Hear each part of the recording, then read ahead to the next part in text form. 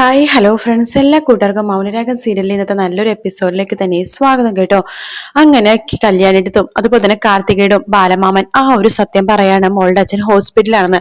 അത് കേട്ടപ്പോ തന്നെ കല്യാണി പറയുന്നുണ്ട്, കാർത്തിക ചേച്ചി നമുക്കിപ്പോ തന്നെ ഹോസ്പിറ്റലിൽ പോകാൻ കിരണേട്ടനൊന്ന് കണ്ട് സംസാരിക്കട്ടെ എന്ന് പറഞ്ഞിട്ട് കല്യാണി മുകളിലേക്ക് പോവാണ്. ശേഷം കിരണെ വിളിക്കുന്നുണ്ട്, കിരണേട്ടാ എന്ന് പറഞ്ഞ് വിളിക്കാണ്. കിരൺ എഴുന്നേക്കുന്നുണ്ട്. എന്താ കല്യാണി, സത്യം പറ, എന്റെ അച്ഛൻ എവിടെയാ എന്ന് ചോദിക്കുകയാണ്. കിരൺ പെട്ടെന്ന് ചാടി എഴുന്നേക്കാട്ടോ.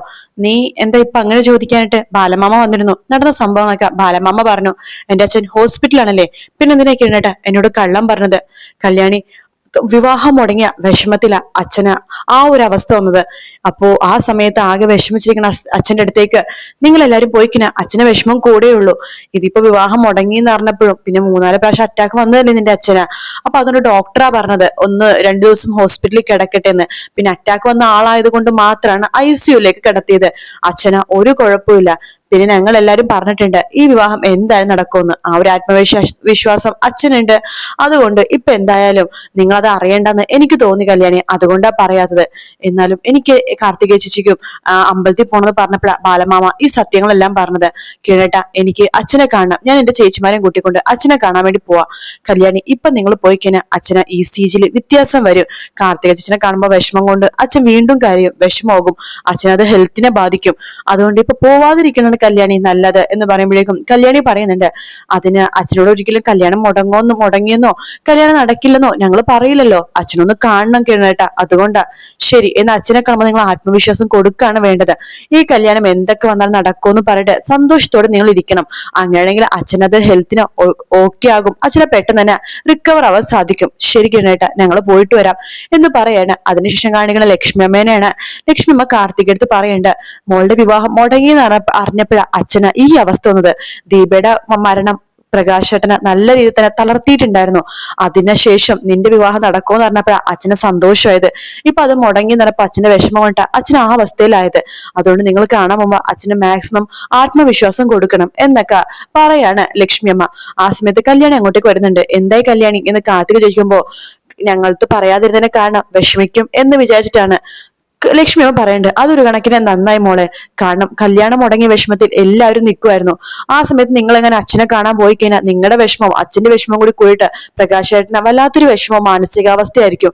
അതിന് കിരൺ കള്ളം പറഞ്ഞത് നന്നായി തന്നെ ഞാൻ പറയുള്ളൂ. നിങ്ങൾ എന്തായാലും പോയിട്ട് വാ, അവിടെ വേണമെങ്കിൽ ഞാൻ കൂട്ടിരിക്കാം കുറച്ച് കഴിയുമ്പോഴേക്കും എന്ന് ലക്ഷ്മി അമ്മ പറയുമ്പോഴേക്കും കാർത്തികയും കല്യാണിയും പറഞ്ഞിട്ട്, അത് വേണ്ടമ്മേ, അച്ഛനിപ്പോ ഓക്കെ ആവുന്നാ പറഞ്ഞത്. പിന്നെ അറ്റാക്ക് ഒക്കെ വന്നത് കൊണ്ടിട്ടാണ് ICUല് കിടത്തിയത്. അച്ഛനെ നാളെ ഡിസ്ചാർജ് ചെയ്യിക്കുമെന്ന് കിരണേട്ടൻ പറഞ്ഞിരുന്നു. എങ്കിൽ ഞങ്ങൾ പോയിട്ട് വരട്ടെ അമ്മേ എന്ന് പറയാണ്. അപ്പോ ലക്ഷ്മി പറഞ്ഞ, ശരി മക്കളെ, നിങ്ങൾ എന്നാ പോയിട്ട് വാ എന്നിങ്ങനെ പറയാട്ടോ.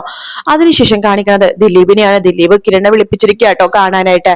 ദിലീപ് കിരണോട് പറയുന്നുണ്ട്, എന്റെ അച്ഛന് എനിക്ക് നഷ്ടമായി, ഇനിയൊരു നഷ്ടം കൂടി എനിക്ക് താങ്ങാൻ വയ്യ കിരണെ, അതുകൊണ്ട് ഞാൻ ഈ കല്യാണത്തിന് പിന്മാറുവാണ് എന്ന് പറയുമ്പോഴേക്കും കിരണാകെ ഷോക്ക് ആവാട്ടോ.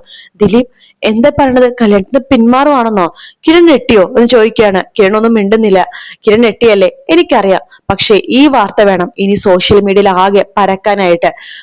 അവൻ സന്തോഷിക്കട്ടെ കിരണെ, പക്ഷെ കല്യാണം നടന്നിരിക്കണം. അച്ഛന്റെ മരണാനന്തര ചടങ്ങ് കഴിയുമ്പോ കല്യാണം നടത്താന്ന് ഞാൻ പറഞ്ഞില്ലേ, അത് ഉറപ്പ് തന്നെയാണ്. എന്റെ അച്ഛനെ കൊന്നവനെ അങ്ങനെ ജയിപ്പിക്കാൻ ഞാൻ സമ്മതിക്കൂ കിരണെ. പക്ഷെ ഇത് അവന്റെ ശ്രദ്ധ തിരിച്ചുവിടാനായിട്ടാണ്. നമ്മൾ അടുത്ത ബന്ധുക്കളും അച്ഛൻ, അമ്മ, അതുപോലെ തന്നെ കല്യാണിയുടെ അച്ഛൻ, അമ്മ, അങ്ങനെ കാർത്തികയുടെ അമ്മ, അങ്ങനെ കുറച്ച് ആൾക്കാർ മാത്രം മതി.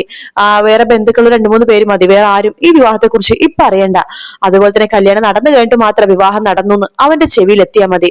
കിരൺ പറയുന്നുണ്ട്, ഇത് കൊള്ളാം ദിലീപേ, നല്ലൊരു ഐഡിയ ആണ്. അതായത് അവന്റെ ശ്രദ്ധ തിരിച്ചുവിടുക അല്ലേ? അതെ, അത് തന്നെയാണ്. എങ്കിൽ എനിക്കറിയാവുന്ന 2-3 ചാനലുകാരുണ്ട്, അവരെ ഞാൻ വിളിച്ചു പറയാം ഈ വിവാഹം മുടങ്ങി എന്നുള്ള വാർത്ത പരത്താനായിട്ട്. എനിക്കൊരു ചാനൽ അറിയാം, ഞാൻ അവരോടും പറയാം. അപ്പോ ഏതെങ്കിലും ചാനൽ വഴി അവൻ ഈ സത്യം അറിയാതിരിക്കില്ല. അവൻ സന്തോഷിക്കട്ടെ. വിവാഹശേഷം അത് കഴിഞ്ഞിട്ടുള്ള കാര്യങ്ങൾ അവൻ അറിഞ്ഞാൽ മതി. കൊള്ളാം, ഇത് നല്ലൊരു ഐഡിയ തന്നെയാണ്. എങ്കിലും ഇപ്പൊ തന്നെ ചാനലുകാരെ വിളിച്ചു പറയാം എന്ന് പറഞ്ഞിട്ട് കിരൺ അവിടെ നിന്ന് വണ്ടി എടുത്തോണ്ട് പോകുവാട്ടോ. ദിലീപിനും വല്ലാത്ത സമാധാനം തോന്നുവാണ്. ഗംഗപ്രസാദ് കുറച്ച് 2-3 ദിവസം ഒന്ന് സന്തോഷിക്കട്ടെ. അതിനുശേഷം വിവാഹം നടന്നു കഴിയുമ്പോൾ മാത്രം ആ ഫോട്ടോസ് അവനെ കണ്ടാ മതി എന്ന രീതിയിലാണ് ദിലീപിന്റെ പ്ലാൻ കേട്ടോ. അതിനുശേഷം കാണിക്കുന്നത് വേലുവിനെ രതീഷിനെയാണ്.